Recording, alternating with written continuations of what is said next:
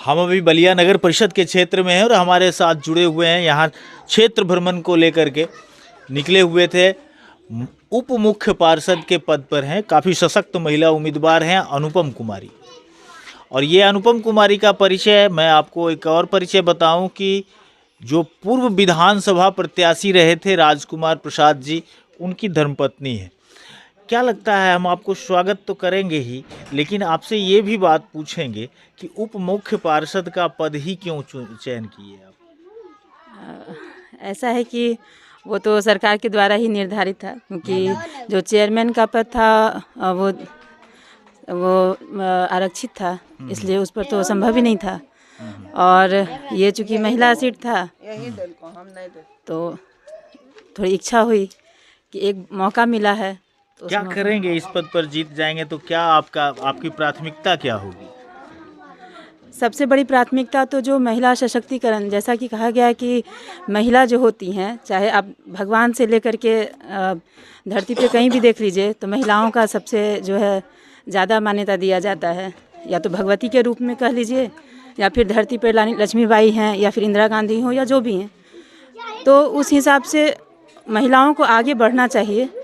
तो महिला के लिए जितना भी हो सकेगा, जो भी व्यवस्था है, जो जिन लोगों को जानकारी नहीं है, जो छोटे वर्ग हों या बड़े वर्ग के लोग हैं, जिनको जानकारी नहीं है कि हाँ हमको इसमें आगे बढ़ना चाहिए, इस क्षेत्र में हम आगे जा सकते हैं, तो उन चीज़ों को उसके लिए जहाँ तक हो सकेगा सुविधा, और सरकार के द्वारा जो योजना अगर होगी महिलाओं के लिए, जिससे कि वो मतलब उनको जानकारी नहीं है, तो उस जानकारी को उन तक पहुंचाना, ताकि वो भी आगे बढ़ सकें, चाहे खेलकूद के माध्यम में हो, जगह पे हो, या फिर पढ़ाई के क्षेत्र में हो, जिस भी क्षेत्र में हो।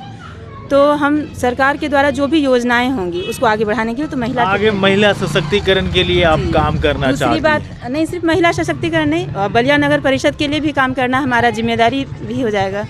तो उसके लिए भी जो जहाँ तक हो सकेगा, मैं अभी जैसे क्षेत्र भ्रमण में मैं निकली हूँ, तो बहुत सारी जगह हैं कि वो जाम की जो समस्याएं हैं, नाली पानी भर जाता है, तो वो सब की समस्याएं हैं, सड़क जाम की समस्याएं हैं। इन सब चीज़ों को मैं झेलते हुए जा रही हूँ, तो इन सब चीज़ों पे लगता है कि काम करना चाहिए।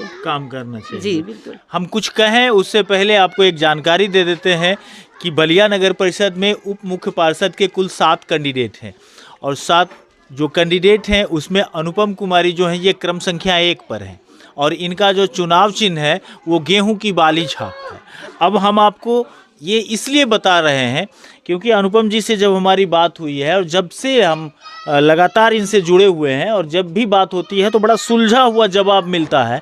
लेकिन एक सवाल हमारे तरफ से आपको ये है कि महिलाओं के लिए अगर आप काम करना चाह रही हैं, महिलाओं के उत्थान के लिए काम करना चाह रही हैं, तो उसमें बहुत सारे घरेलू समस्या भी आती है। जी। और घरेलू समस्या देख करके तो नेताजी भाग जाते हैं।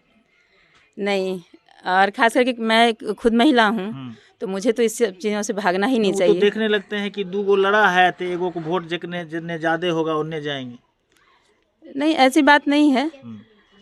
हम अगर जीत कर आए तब भी ये तो हमारा सौभाग्य होगा। बलियावासी यदि मुझे चाहते हैं तो मुझे जिताएंगे ही, और ऐसा हमको लग रहा है। बलियावासी ये भी चाहते हैं कि बलिया की बेटी श्रीमती अनारदेई सेठानी की एक प्रतिमा बेहतरीन लगनी चाहिए थी। उन्होंने बहुत कुछ किया बलिया के लिए, बलिया को स्थापित करने में उनका बहुत बड़ा योगदान है। क्या ये प्रतिमा आप लगा सकेंगी?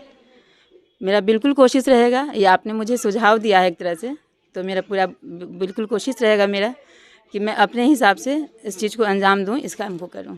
क्योंकि जिसने चमड़िया मैदान दिया, जिसने विद्यालय दिए, जिसने हाई स्कूल दिया, जिसने धर्मशाला दिया, और एक महिला, एक बेटी है बलिया की, जी। उनका सम्मान पहला होना चाहिए कि? बिल्कुल। मैं तो अभी से तालियों से उनके स्वागत करती हूँ कि वो इस तरह का कार्य की हैं। बलिया के लिए बहुत गौरवान्वित वाली बात है जी। और बलिया वासियों को भी इस पर गौरव करना चाहिए। और अगर मेरा मतलब यहाँ पे अगर कुछ प्लेटफॉर्म मिला तो मैं बिल्कुल ही उस पर ध्यान देंगे। और इन्होंने आपके सामने आप देख सकते हैं कि ऑन रिकॉर्ड इन्होंने कहा कि ये बिल्कुल सही बात है और इसको हम करेंगे। अब देखने वाली बात ये होगी कि भविष्य क्या कहेगा। लेकिन अनुपम जी, एक चीज़, हम भी क्षेत्र में घूम रहे हैं, आप भी क्षेत्र में घूम रहे हैं, हम बाकी भी प्रत्याशियों से मिल रहे हैं, आपसे भी मिलते हैं, सेटिस्फेक्शन आपसे ही क्यों मिलती है? अब ये तो आप बता सकते हैं, आप जनता के बीच में जाते हैं, रहते हैं। चर्चाएं चारों तरफ आपकी क्यों? अब इसके लिए हम तो बहुत सारी बातें हैं। इसके लिए हम अपने जो मेरे पति हैं श्री राजकुमार प्रसाद जी, मैं उनको भी कहूँगी कि उनके ही वजह से मेरी भी चर्चाएं हो रही हैं, तो उन्हीं की वजह से हो रही।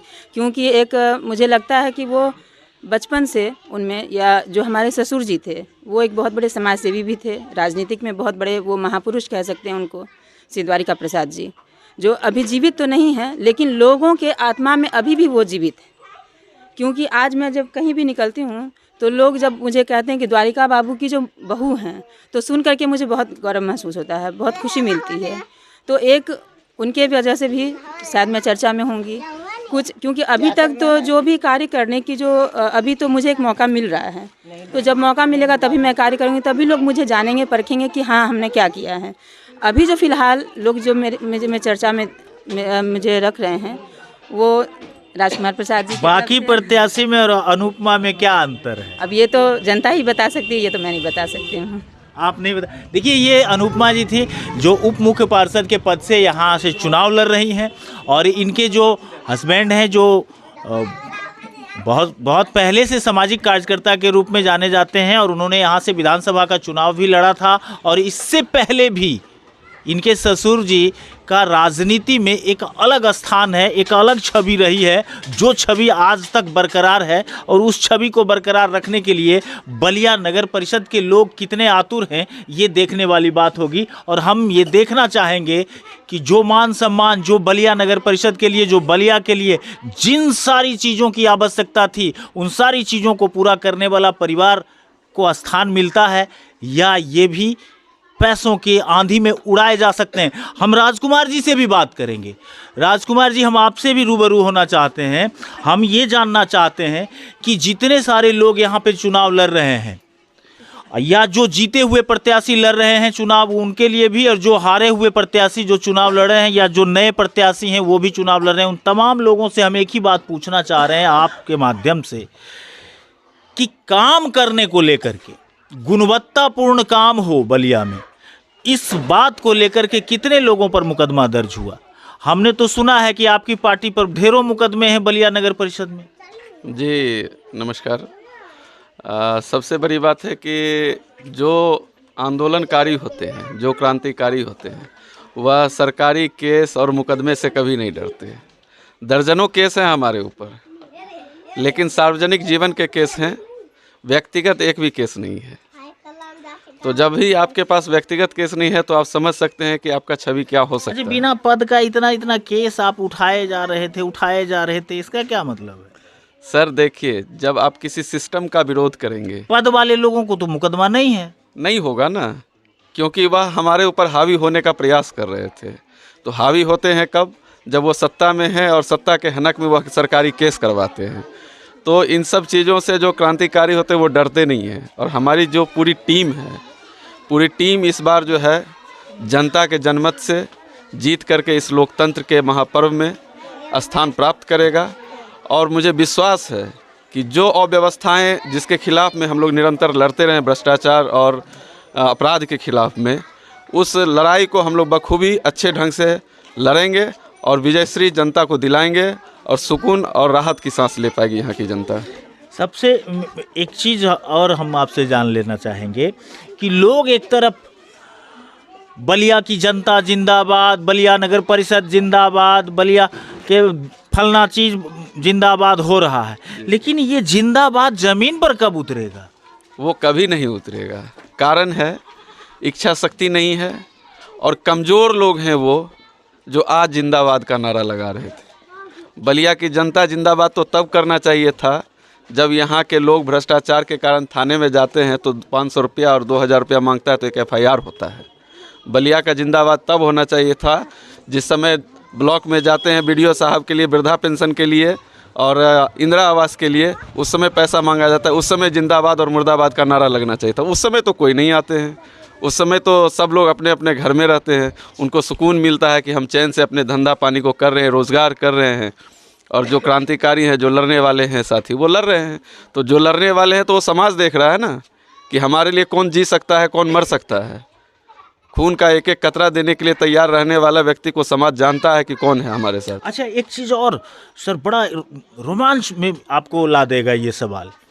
लोग फुटकर विक्रेता के आगे पीछे इधर उधर कान में सट के कहते हैं चिन्हन छो हमरा। लेकिन सवाल ये है कि उनको अस्थाई व्यवस्था क्यों नहीं दिलवाते ये लोग? इतने दिनों से उनके साथ झूठ क्यों बोल रहे हैं ये लोग? सर, मैं आपको बता दूं कि फुटकर विक्रेता संघ का सबसे पहला जब गठन हुआ था, मैं उस समय यहाँ का अध्यक्ष था और उस समय से हम उसकी लड़ाई लड़ते चले आ रहे हैं। और आज जो वेंडिंग जोन की व्यवस्था बलिया में हुई है, पटेल चौक से लेकर के पश्चिम मार्केट की ओर, यह सब हम लोगों का किया हुआ है। स्टेशन रोड को खाली करने का कई एक बार प्रयास करवाया गया, लेकिन उनके स्थापन के लिए जगह नहीं होने की वजह से हम लोग अभी उसको वैसे ही छोड़े। पूरा 4 लेन सर ब्लॉक रहता है। बिल्कुल सर, मुझे संज्ञान में है। मेरा पहला प्राथमिकता यही है कि जब भी मैं इस सदन के अंदर जनता के जनमत से पहुंचेंगे तो सबसे पहला काम रहेगा कि जितने भी फुटकर व्यवसायी हैं उनको अस्थाई निदान, अस्थाई दुकान की व्यवस्था करवाना सरकारी रूप से, ना कि इस तरह से किसी के पास 10 लाख है तो वो तो भाई किसी जगह दुकान लेकर के रह सकता है। पूंजीपति के लिए तो ये दिक्कत नहीं है, लेकिन जो गरीब वर्ग है, निम्न वर्ग है, जो ठेला पे सब्जी बेच रहे हैं, जो नीचे बैठ करके भुंजा बेच रहे हैं, जो कपड़ा बेच रहे हैं रोड पे बैठ करके, उनकी क्या व्यवस्था है? उसकी व्यवस्था सर्वोपरि है। सबसे पहले उसकी व्यवस्था होनी चाहिए, उसके बाद ही आपके सड़क जाम की जो समस्या है वो समाप्त हो पाएगी। बहुत बहुत धन्यवाद। तो ये थे हमारे साथ राजकुमार प्रसाद जी, जन अधिकार पार्टी से संबंधित नेता हैं, यहाँ के विधानसभा का चुनाव भी लड़ लिए हैं। इन सारी बातों को आपने सुना। जांचना परखना आपका काम होता है, हम तो आपको दिखा रहे हैं। उत्तम प्रत्याशी ढूंढ लीजिएगा, बाकी आप बने रहिएगा BT न्यूज़ बिहार के साथ। नमस्कार।